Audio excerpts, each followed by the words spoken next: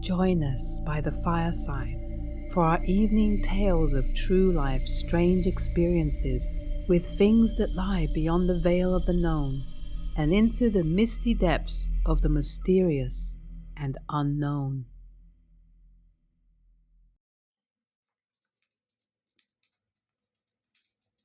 The Tattooed Man. This happened in autumn of 1994, and I was 19 years old. At the time, my dad had been working for almost 6 months abroad, and I was planning a surprise visit. My dad and I have always been close. I'm an only child, and my mother died of cancer when I was still a baby. So it was just my dad and I, really, a tiny little family, but he made up for it by being the most awesome parent ever. Now that I wasn't a little kid anymore, I appreciated that more and more. And I had booked the ticket and was ready to go. It was going to be great fun to surprise him with a visit. I had to take the ferry though, and I had just gotten my driving license and felt really unhappy about the idea of having to drive my little car on board a ferry. So I decided to not bring a car at all and I would just rent one when I got there.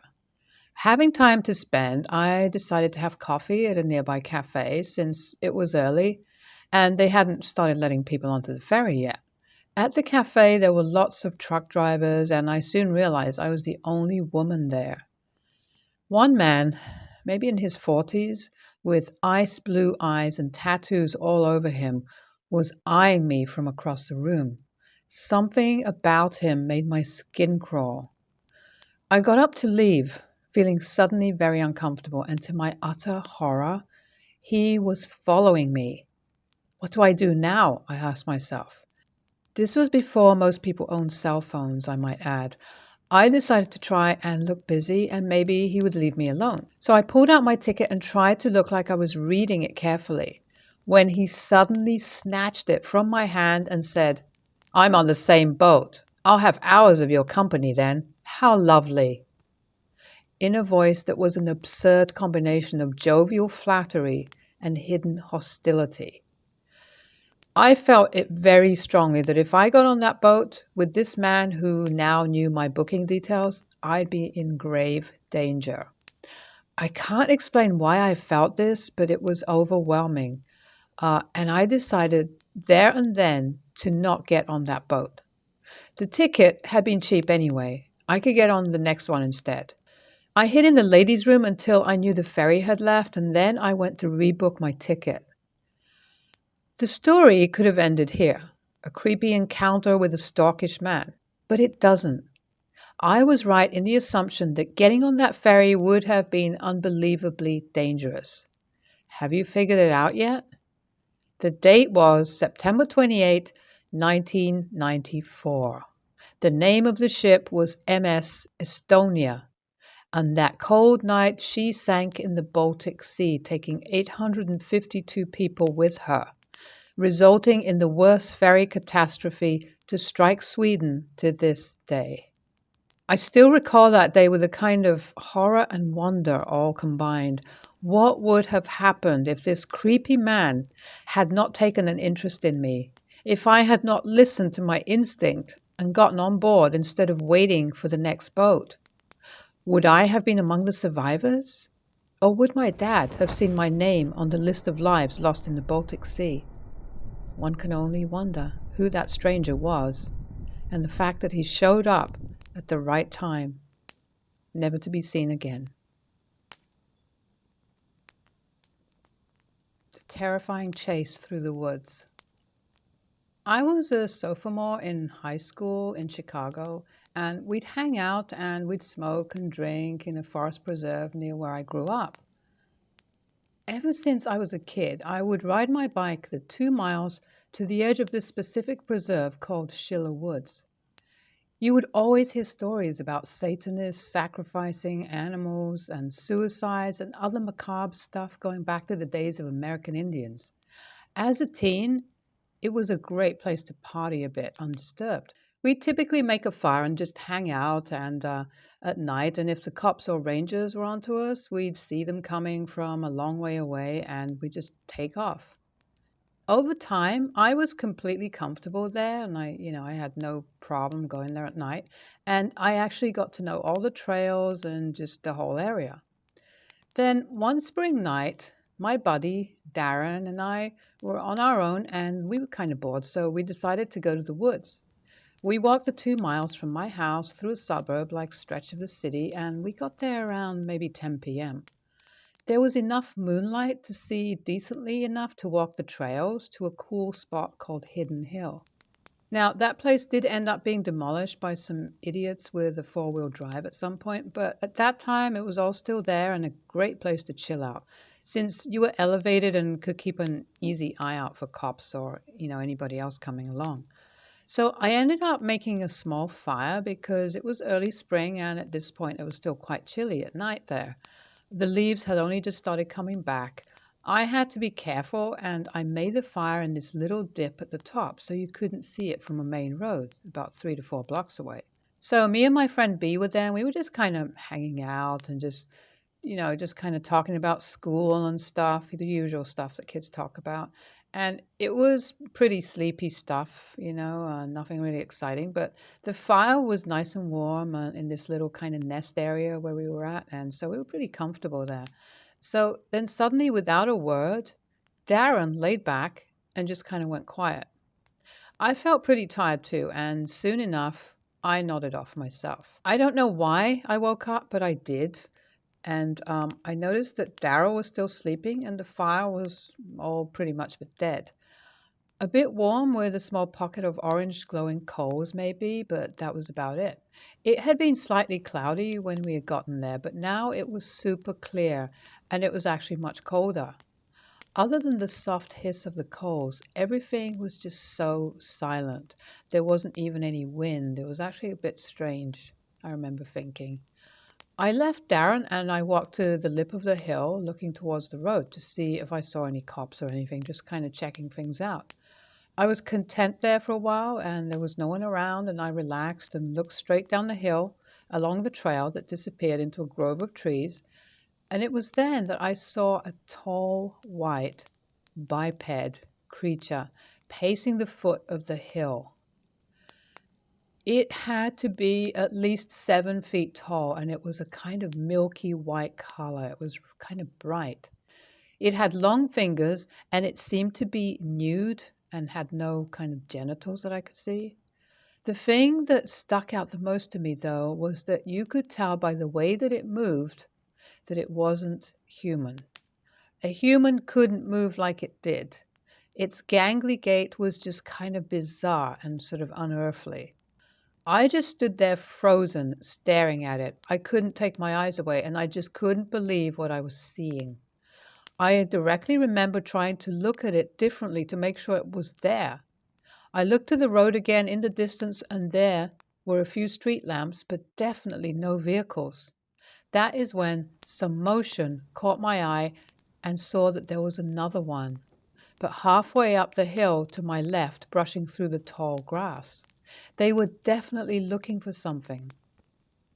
Then I saw a third one far to my left down the hill at the tree line, and it was staring at me. That is what got me moving. I hunched down so I was out of their sight, and I hustled back to Darren and woke him up. I was trying not to freak out, but I could hear my voice was trembling as I said he had to get up, that there was something here. He was all, "What do you mean something is here?" His eyes popped wide open as he said it. I grabbed his arm and was like, "Come with me." I peered over the lip of the hill again, and then I heard Darren suck in some air. I asked, "Do you see?" He cut me off and said, "Yes, let's get out of here." "No, tell me what you see." He began to panic and he said, "Let's go," way too loud, making me cringe. And then the first of the creatures that I had seen at the bottom of the trail looked right at me at that point, and I could see the light of the moon reflect into its eyes like you would on a dog or cat. He said with an annoyed edge to his voice that he sees a tall white thing and two more coming over here. He then looked at me and probably didn't like the look on my face because then he started moving away back towards the fire.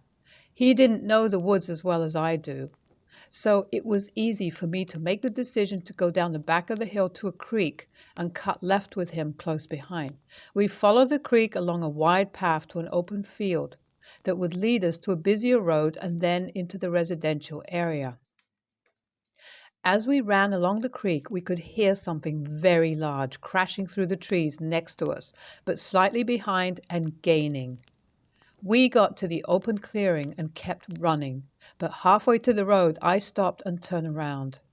Nothing was following us, and other than the dark strands of trees, despite the moonlight, I couldn't see them. We hurriedly walked the rest of the field and finally felt safe when we got to the first block of houses. I never heard or saw anything of it again, and not too long after my social circle changed a lot and I was hanging out more in the city than near home. I wasn't too shaken up about not going there at night anymore, though, but, you know, something was there and it was chasing us, and I can only imagine now what would have happened if these things had caught up with us. Could they actually hurt us? Were they physical? Were they ghosts? I mean, I don't know. But it was terrifying. That's all I can say.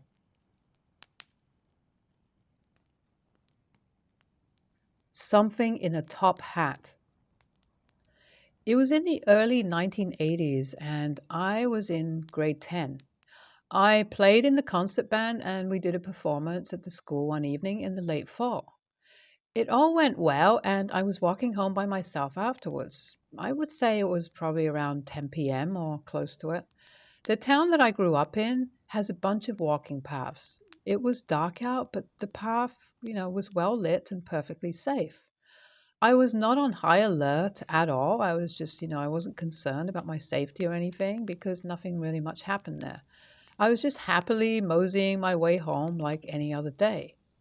I was almost there, just one more gradual slope up a hill over the bridge. Turn right, and I'm home. I reached the beginning of the long uphill slope to the bridge, and I looked up, and I stopped dead in my tracks with an eerie sense of dread that just suddenly came over me for no apparent reason. It took a few seconds to process why, and then I saw there was a man standing at the top of the hill, probably 50 yards away just before the bridge, and he was looking directly at me. There was nobody else around. It's not unusual to see other people along this path. It's fairly well traveled during the day, but it was night, and there's no one else around, just me and that guy. Then I realized what made me stop so suddenly.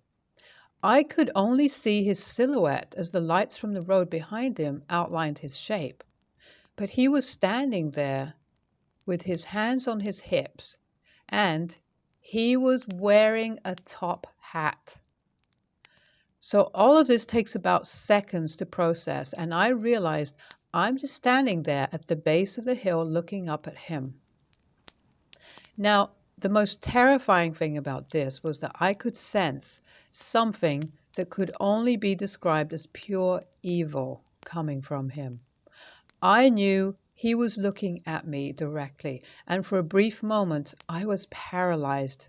I could feel him looking at me, like penetrating right through me. Now, my rational brain took over, and I was able to step off the path and move behind some trees that blocked his view of me. I quickly went through my options. I kept walking up the path because obviously my mind was playing tricks, right? Either I saw something that wasn't there, or it was just some guy walking his dog, right? Okay, so I slowly peeked out from behind the trees, and there he was, in the exact same spot, in the exact same stance, still looking directly at me, and still wearing that horrible top hat. Oh, and did I mention the sense of pure evil that was piercing through my very core? Yep, it was still there. So I ran like hell, which is exactly what I could only think of doing. To say this, I still regret running away. It bothers me that I'll never know exactly who or what that thing was waiting for me at the top of the hill, right before the bridge. Did this really happen? In my mind, absolutely, but I can't be sure anymore. If it happened today, I would run up the hill towards him just so I could find out what it really was. If I ever see him again, I will. But it's been over 30 years and still no sign of him. But on the other hand, I do kind of wonder what would have happened to me if I had run up to that hill. After all, there was that pure evil feeling that was coming from him, so maybe in the end I did the right thing and running away was probably the most sensible option.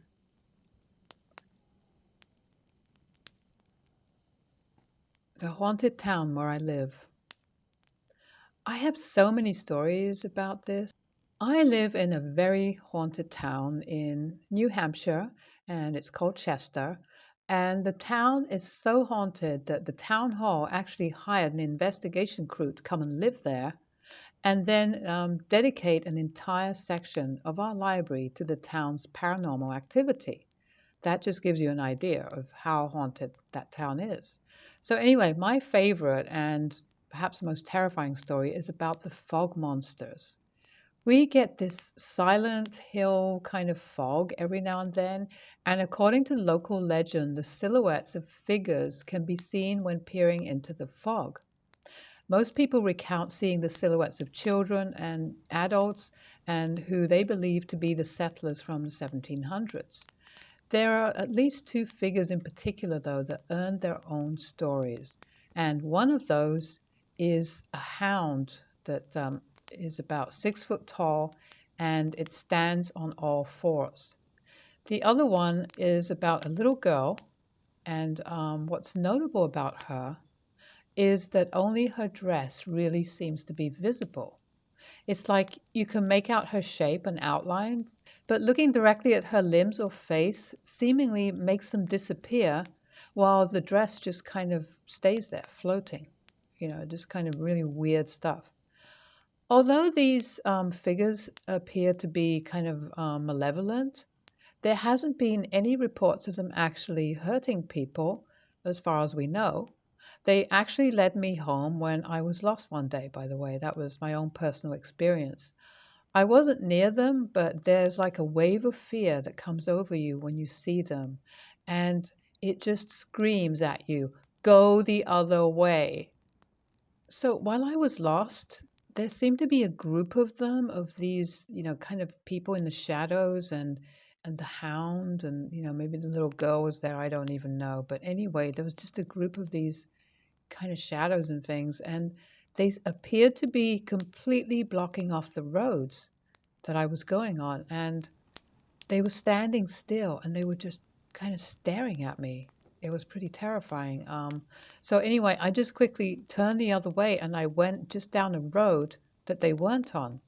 But anyway, back to the two first figures that I was talking about in the beginning. There's actually a legend of the little girl and that she visits you in your dreams. She mostly appears in the dreams of children and she beckons you into the woods to play with her. When you wake up, you get this strong urge to go back to the place that she takes you in your dream. But apparently, nobody who returned to the woods while awake has ever returned. So that to me just sounds pretty terrifying. And I don't know. Fortunately, I haven't actually seen her, and I haven't actually had her call me into the woods. A lot of people who dreamed of her apparently reported that they've often seen her commune with animals and that she has sometimes been seen with that large 6 foot tall dog kind of creature. And that it leads me to believe that this dog creature is actually this girl's pet. Maybe not, but I'm not sure. But anyway, it's in my head. So, maybe it is, maybe it isn't. But these aren't what all the stories here are about. As an example, we have trails out in our woods for four-wheeling and dirt bikes and that kind of thing. And sometimes while walking down one, the path straightens where it shouldn't and eventually leads to an opening in the woods. In the opening is a small cabin. Okay, this is just one example. And it has this garden and it has a kind of berry farm, like the kind that's, in a dugout pit and gets filled with water for an easy harvest. And legend says that a witch lives in that actual cabin, but the place is a difficult place to find. As a child, I tried mapping out all of the woods here to find it, but have only ever been there twice, and both times were by accident. So anyway, that's a lot of creepy stuff that just seems to go on there, at random, and it's hard to know what it's all about, other than that, New Hampshire really does have quite a history, and so something's out there in the woods, and who knows what it is? Who knows?